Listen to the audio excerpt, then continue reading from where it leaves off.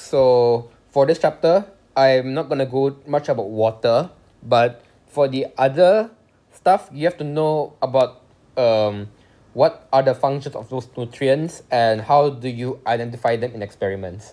For water, there isn't much to go on about here. The most important thing is the cohesive and adhesive force, but that's mostly in other topics that might come out later, but not mainly for this chapter. So I'll skip this page. Next is carbohydrates, and basically carbohydrates are or saccharides. They have two names. They are the main source of energy. That's the function.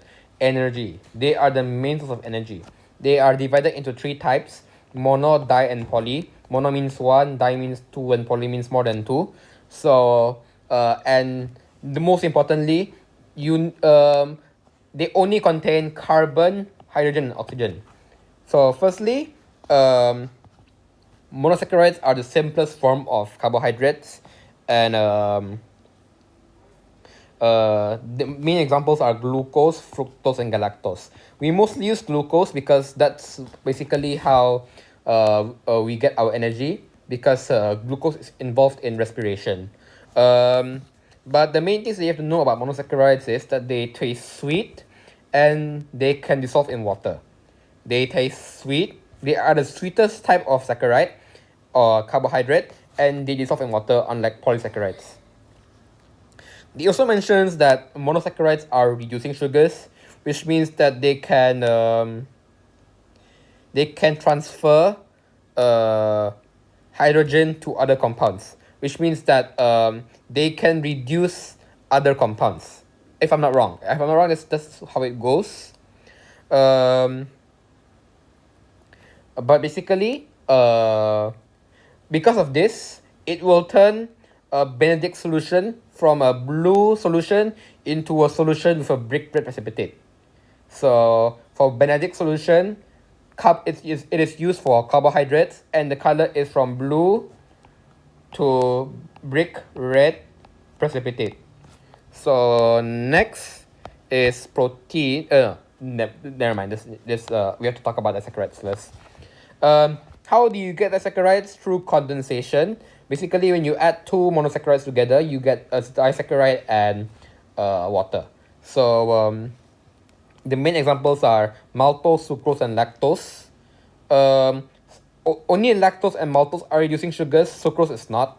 I didn't even know that myself, but yeah, basically when you put sucrose into this, you won't get the results that you wanted. But similarly to not similarly lah.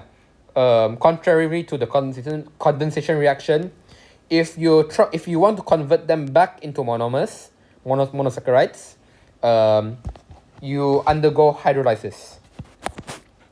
Polysaccharides are basically multiple monosaccharides joined together to form one big sugar, but they are insoluble and they aren't that sweet compared to monosaccharides, but they are still carbohydrates. So what is their importance? Number one, as I said earlier, it is a source of energy. Number two, it acts as a food reserve. So basically, this also means as a source of energy, because food reserve is basically your energy bank. So glycogen in animal cells and starch in plant cells.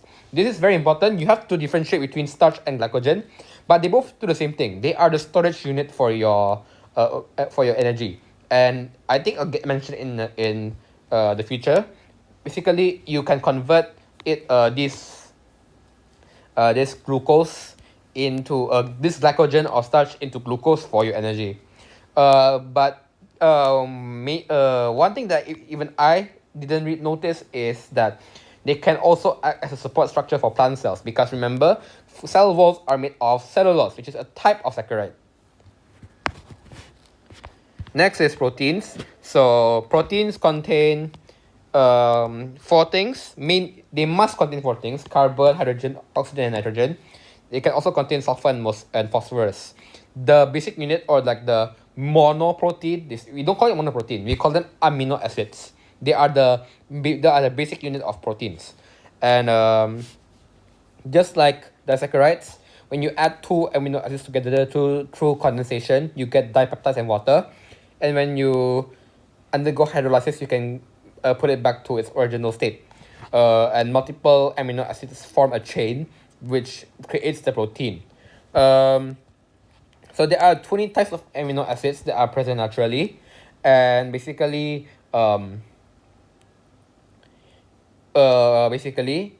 you can have like multiple combinations of this to make your protein molecules. So there are like billions of types of proteins, because these 20 amino acids can be arranged in multiple ways.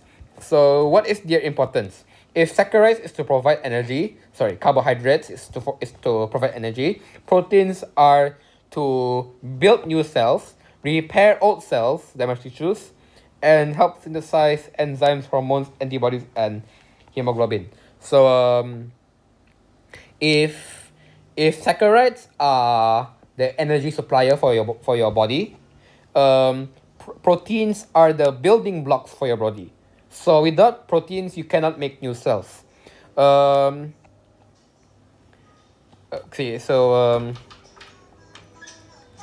isn't really much else to go on here that is worth noting about. So next is lipids.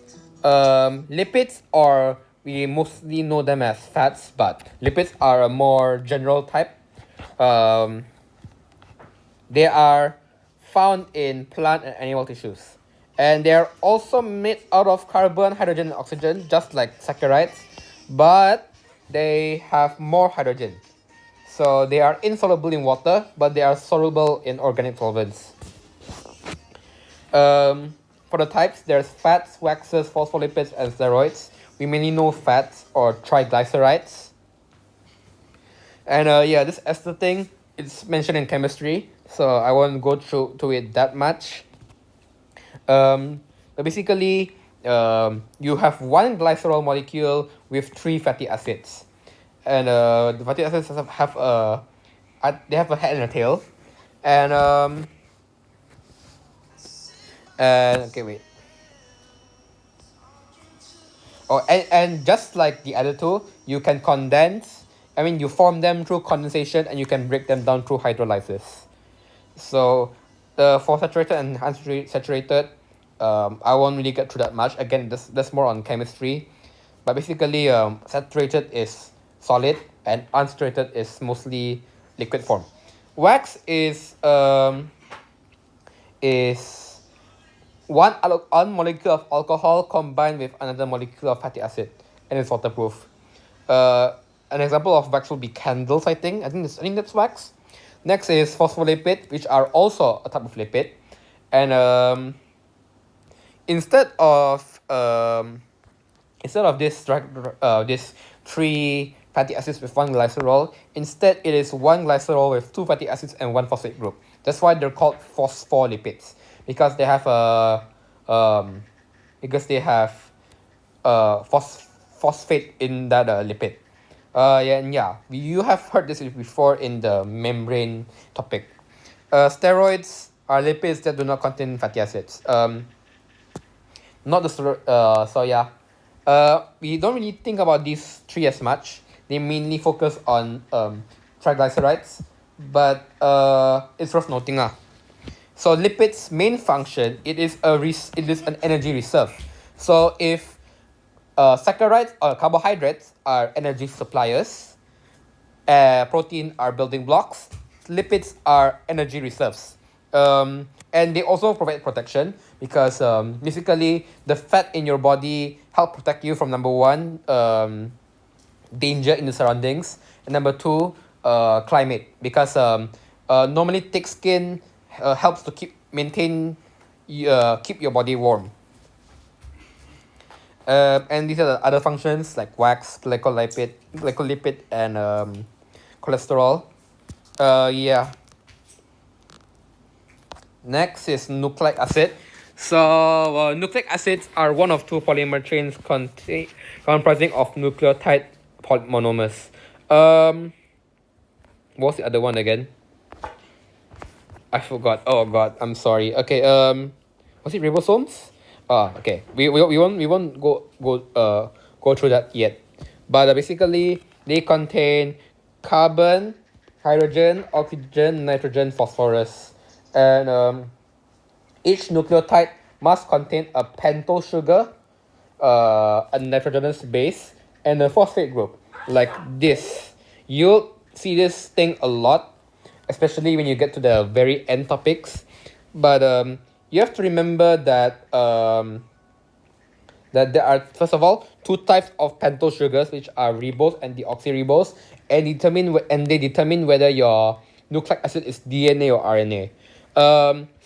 You can obviously tell which one is which lah, and that is your sugar. Next, your base can either be adenine, guanine, cytosine, thymine, and uracil. They have, you cannot like randomly. Oh wait, never mind.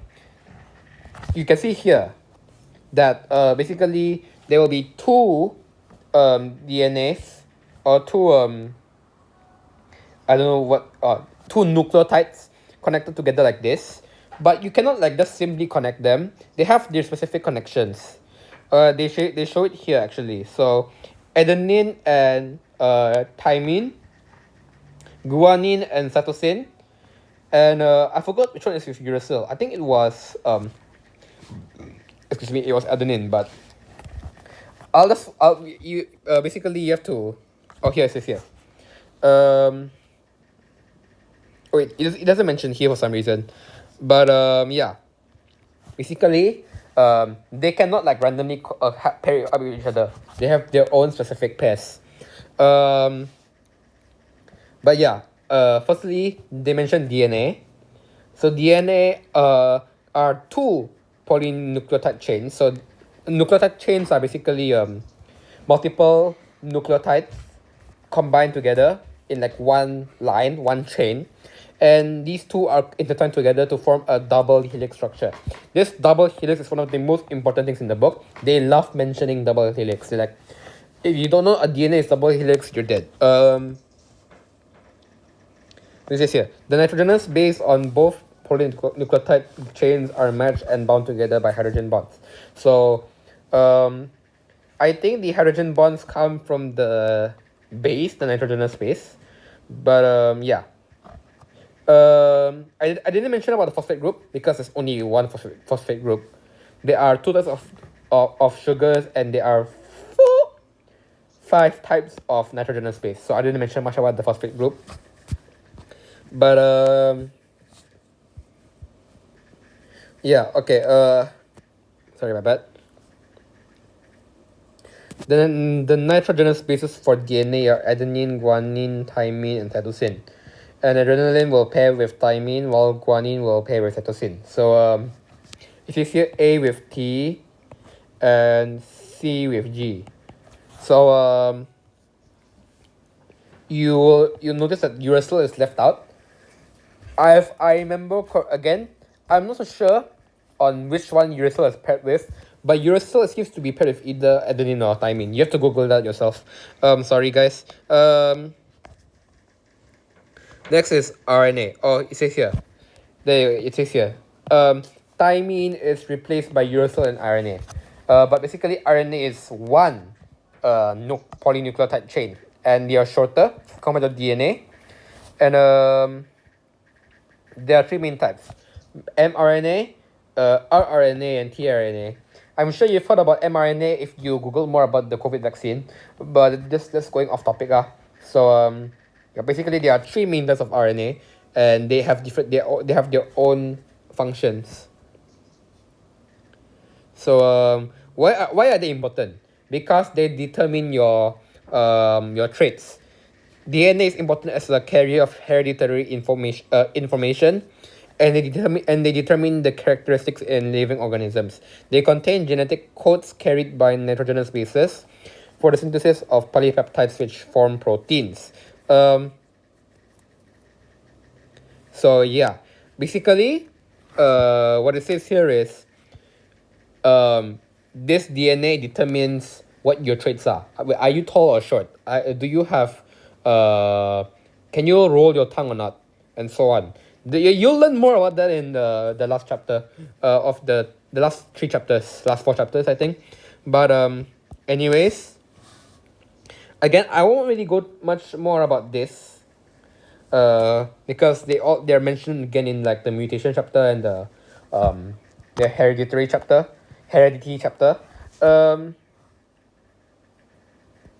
But I'll just mention this part because it didn't really explain about it anymore since they I mean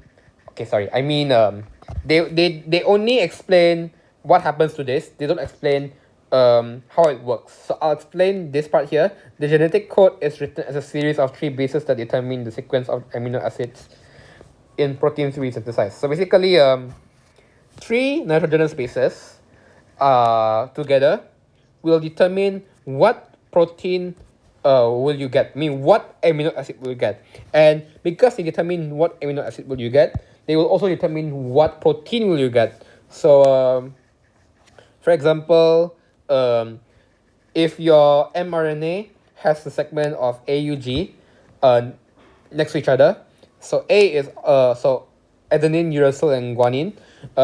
They will this tree will tell the I don't know what they tell.